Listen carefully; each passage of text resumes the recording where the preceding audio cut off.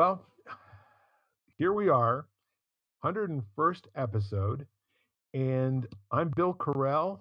Our podcast is Lighting the Candle, a world that works, and I'm so pleased to be here with my buddy at Jan Jeremias.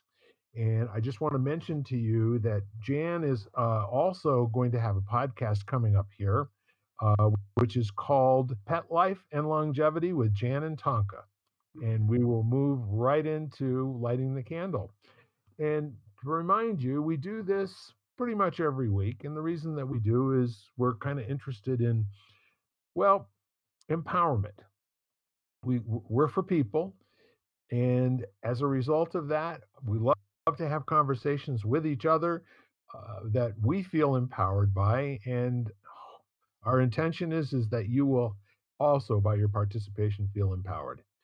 So, with that in mind, Jan, is there any particular subject that you'd like to discuss today, or do you want me to get the random subject generator moving? Um, let's get the random subject Okay. generator going. All right. So, how about we talk about and distinguish, let's say, the difference between learning and experience? How does that sound to you? Oh, great. Love that. Okay. So, typically we will start. I'm going to have to open or we'll just worry about the definitions another time, and I'm good with that. But what would you say that learning means to you, Jen? I think of learning as being, if we compare it to, experiencing, you know, I think of learning as much more being book knowledge. Yep. So, school, book knowledge, and it's not necessarily what we might label as useless or useful facts, but much more just, let's say, raw knowledge, that you might learn from a book. That's what I think of off the top of my head. Sure, it's kind of fact based or some new process or technique or skill that can be imparted by reading and perhaps practicing or doing exercises that allow you to internalize what the concepts are in something. And I would say also that learning has to do with creating this new domain of skill that you may not have had before you started the learning process. Okay, I would agree with that. I think experiencing though, and like, as far as training, because I think of yoga, for example, as being a very experiential experience. I think that it was like you can look at a pose, you can even envision what it would be like to be in the pose, Yeah. or, it's like talking about meditation versus actually meditating, you know? Yes. Yeah. So you could learn how to meditate, and that might be the learning process, and then experience meditation by putting it into action and practicing. Exactly. And there are some other things that, so that's where experience is interesting because that's much more, it's like, there's so many different avenues where that comes into effect. It's like, reading a recipe or even going to some sort of cooking class, but never actually doing it yourself. Yes. Because then the experience becomes multisensory. Yep. You have the, let's say it's cooking, you have the experience of tasting it, of feeling what it's like. And I think that that sensory information is very powerful. Sure. Sure, and I would completely agree with you that learning may have, one or 2 senses, and as a matter of fact, one of the working definitions that I use is that learning occurs when there are multiple senses that are engaged. And so, for instance, like in a classroom, one of the main reasons that people take notes is that they're using, their hearing and their sight, and they're also, using their sensory experience with their hands, and all those things together give them this experience of having done something that now is part of them.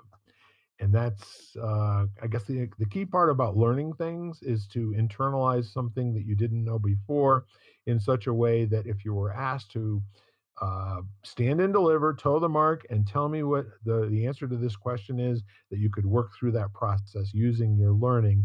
And mostly it came through an experiential process. You like that? I made that up on the spot. Let's call Merriam-Webster. Yeah, right. Exactly. Yeah, I do like that. I think that, and I part of the reason I like that is because people learn differently, and we know that. Like some people are much more visual learners, some people are auditory learners. That can listen to a lecture, can listen to a podcast. Some people need to see it in front of them, so they like to see slides or something visual, diagrams, pictures, or photographs, which and then so I think there's definitely a role for each, but some people you definitely will say, "Oh, I'm a visual learner," or I'm metro. I don't need visual stuff. I can just listen to something and I'll get the information. Yeah. Yeah. The interesting part of that is that I don't, I wouldn't classify myself as either one of those two things. I watch to get the experience and the feeling and the flavor. And later on, if somebody asks me a question that I remember some of the content for, there's no way I could ever give credit to where it came from. It's just some of the stuff sticks and some of the stuff doesn't. Mhm. No, I think so, especially in this age of technology, where I feel Yeah. like we get information from so many different places. A lot of times you can't necessarily pinpoint where you heard it from or where you read it. Yeah. It's just you just and in general, I think we absorb what we absorb and it goes in so quickly. Sometimes we're like, "Where did I read that?" or "Who said that?" Sometimes we can recall that and sometimes we can't. Yeah. The joy of life for me is being in a conversation like this. And that actually is, you know, something that is very special to me. And when if you think about when you have the opportunity to say something with another person, it's a lot different than just recalling something from memory. Or even, I don't know, there are people that can talk for hours with nobody else there. I would much rather play a game of verbal volleyball or ping pong with concepts, and do it, in a partnership. And so not only is it distinguishing something in the conversation, but it's also an opportunity to again experience and learn in this moment. I think the gift of having a conversation is sometimes your thoughts and ideas become much more, I don't know, I want to say infiltrated into your body or just like, or much more individualized. Like you kind of, your whole belief system is like what you actually believe, or yeah, as you've taken in from that knowledge becomes much more clear.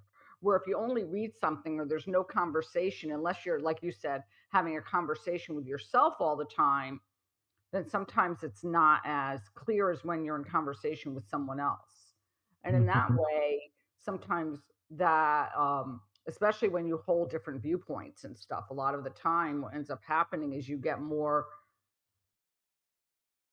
um, the what you believe or what you think becomes based on learning becomes much more clear to Yeah, you as an yeah, individual.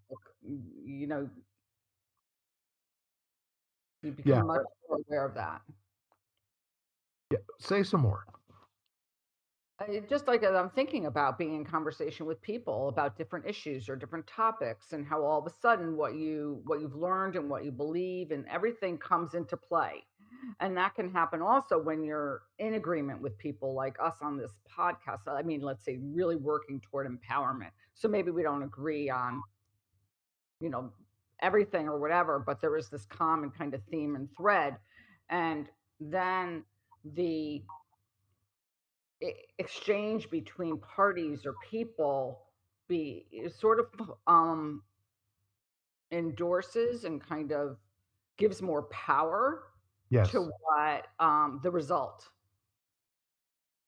So what I think is interesting, you presence the notion of belief, and for me, um, I kind of look at belief as we all have them, you know.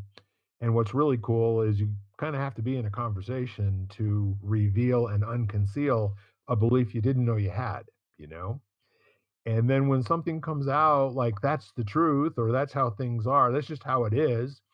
Um, and then there's this the opportunity for somebody else to say, well, I can see how you would experience it that way, but I experience it this way.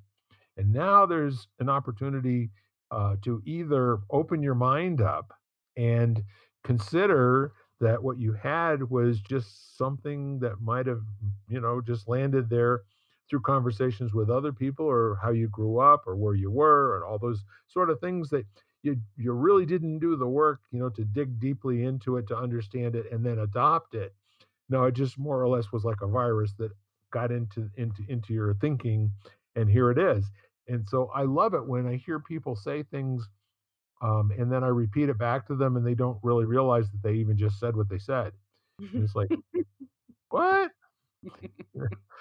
and and the notion of a belief in my like a working vocabulary definition of belief for me is something that you hold true that in spite of evidence to the contrary, you refuse to update or let go of. How does that sound? Mhm. But I think what's interesting about what you said is it's the combination of learning and experience. Yes. And, so here we are at belief. And I think that we learn or we're given a lot of information, throughout, like from the time we're born, basically, we're taking in information. And then we experience what we experience, let's say personally, like through our actions, but also what we experience in our setting, like our environment, and all that plays a role, and that forms our beliefs, whether they're real for us a lot of the time, Yes. but not, and that's where it becomes individualized. Yes. And the neat part of it is the whole notion of unconcealing something that's part of you that you now can make a decision to either stand apart from, examine whether or not it actually works in your life, or go and get more information to more fully and richly understand and really kind of flesh out what it is, what it means for you, and how it is either energy for your life, or in some cases it's really powerful to find out that it's in your way. I so love that because I think that so many people don't really actually take the time to examine, like you mentioned, Right. what they believe. And so, or their belief systems, or the beliefs that are not serving them, as we might say, or Yeah. enhancing their life. And some people never go there. And then there are those, like, I think you, me, I like who sit there and say, this belief system totally doesn't work for me, like, Yeah. or this belief I had about myself is totally not true. You Yeah, and it usually doesn't show up like I believe this. Usually it shows up what I know, you know. And whenever I hear somebody say, well, we know that, I become suspicious. I, what's coming next? I'm really like, my ears turn into Spock and get pointy at the top of them. And I go, all right, so what's coming next? What's going to be said here? And then I listen for it and I go, do we know that? Yeah. And I think about beliefs that we have about ourselves, which all of a sudden, sometimes when you think about them and you think to yourself, like when you have this idea about yourself and you think to yourself, that's totally not logical. Like, when you think about it, like if you were to say that about somebody else who you didn't know, you would Yeah. say,